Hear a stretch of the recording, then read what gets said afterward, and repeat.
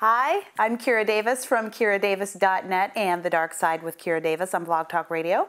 And I'm AlfonZo Rachel from ZoNation on PJTV.com. Well, we're here today to talk about faith and politics. Alfonso, do they mix? Do faith and politics mix? Was it in your household where the saying was, the two things that you do not discuss are faith and politics? You remember that? Yep. What do you say about the mix of faith and politics? Where, as Christians, and specifically speaking about the Christian community, where does our obligation lie when it comes to politics? If you are a Christian, if Christianity is supposed to basically govern everything in your life, then shouldn't your faith as a Christian govern the way that you vote? What do you have to say to people who are struggling with their faith and their politics? That right there is a good thing. If they are struggling with their faith and their politics, that's a good thing. Because one of my fears is that people aren't having to struggle and they're going and they're voting based on their loyalty to their party, or they're voting based on their loyalty to their animosity against another party, or they're voting according to their loyalty to skin color. And if you're voting for the Democrat Party and if you're voting for Obama, you are basically voting against your Christian faith. The Democrat Party and what Obama stands for is antithetical to the Christian faith. The majority of the black community is Christian, and yet the way we live is so disconnected from our faith. I mean, we've got 73% of our children born out of wedlock. We're 12% of the population. We make up over 35% of abortions. We have a myriad of issues within our own community that don't necessarily jibe with our faith. And we go to the voting booth and we vote Democrat overwhelmingly. And yet, as a lot of conservatives like you and I and Republicans claim, the Democrat platform is actually a lot further from Christian values than the Republican platform, and yet we're always voting Democrat. How do those things mix? How do you think that mixes in the black community? How do we square our faith with our votes? To my black people, I gotta ask you, what is it about the Democrat Party that is relevant to your faith? I see no relevance between Christianity and the Democrat Party platform. We had that incident where they were going to vote God back in to the Democrat Party platform, and it was like voted down like what, 3 times? 3 times. 3 times at right? the Democrat National Convention in Charlotte. They booed it. They booed it down 3 times. Okay, now this is my big question. Now, the Democrat Party, your party, has thrown God under the bus. Now, and they were, I mean, it's good that they were going to vote him back in. After they took him out of the platform. After they took him out. I've talked to many black people in my family and friends of mine, and a big issue in this election for a lot of black Christian voters is Mormonism. Where Romney is coming from is still closer to Christianity than where Obama is coming from as a Christian, a self-proclaimed Christian.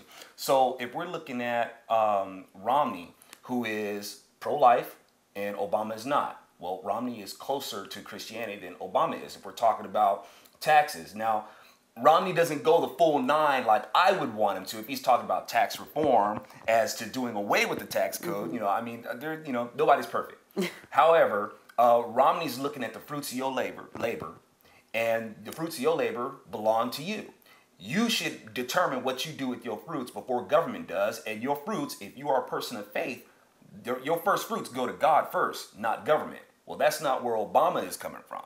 Obama, as far as he's concerned, says it's okay to covet the wealth of others and then take it, breaking 2 commandments right there. Well, Romney stands closer to Christianity than Obama does. Or when it comes to marriage, Romney stands closer to Christianity than Obama does. So it's looking at even Romney as a Mormon is still standing closer to Christianity than Obama is as a self-proclaimed Christian. Yes, what you're saying about the Democrat platform is true, but on the other side, it's like, well, what's my other option? Do I have to vote Republican? And I think these people are racist. So where do you draw that line? There's another commandment that's broken. Thou shalt not falsely accuse your neighbor.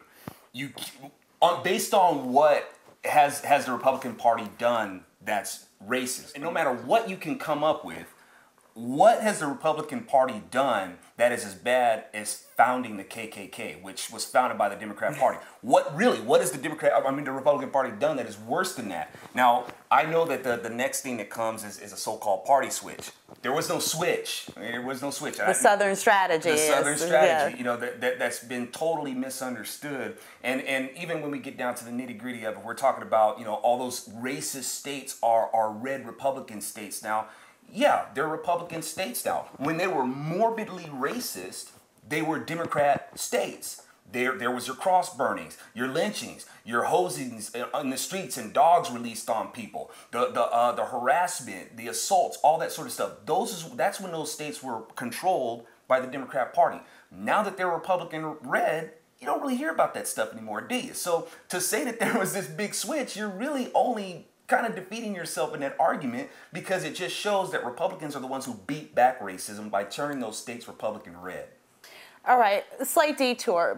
What do you have to say? One of the arguments I get from a lot of liberal Christian friends of mine when we argue this difference between liberalism and conservatism is look, this is what Christ calls us to do. You know, our taxes help these people, and by taking more taxes from the rich who really don't need all that money. I think the government, you know, or liberal, especially liberalism in government, you know, those who consider themselves Christian, you know, will probably lean on Christ as this person, you know, who feels that you should take from people who have and give it to people who don't. And maybe things that they'll lean on are things like, you know, Christ, you know, going to that child and say, yo, give me that fish and give me that bread, and I'm gonna feed these 5,000 people with it, right?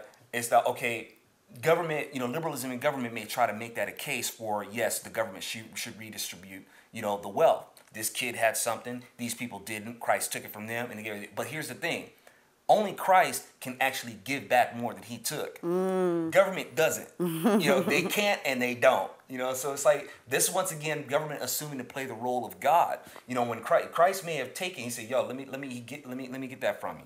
You know, but just to let you guys know, this ain't gonna be a daily thing. You know, I did this for this sermon. I gave this kid back more than I took from him. You guys have more left over than what you had in the first place. Now go do something with it. I'm teaching you. I am feeding you. I'm not just feeding you with fish and bread. I'm feeding you with the word. I'm giving you knowledge so you'll know how to get out there and perpetuate, you know, your sustenance.